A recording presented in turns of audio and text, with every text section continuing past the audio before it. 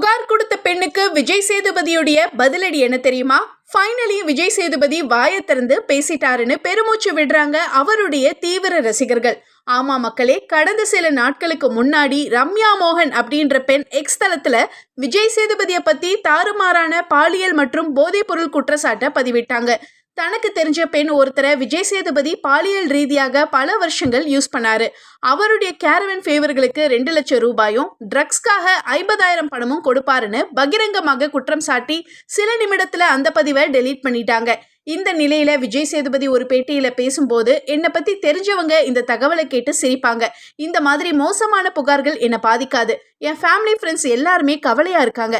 விடுங்கப்பான்னு அவங்க கிட்ட சொல்லியிருக்கேன். அட்டென்ஷன் கிரியேட் பண்ணதான் அந்த பெண் அப்படி செஞ்சிருக்காங்க.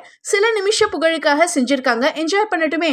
இந்த விவகாரம் தொடர்பாக நான் சைபர் குற்றப்பிரிவில புகார் கொடுத்திருக்கேன். என்ன குறி வச்சாலும் அது என்ன பாதிக்கல, இனியும் பாதிக்காது. நான் நடிச்ச படம் நல்லா ஓடிட்டு இருக்கு.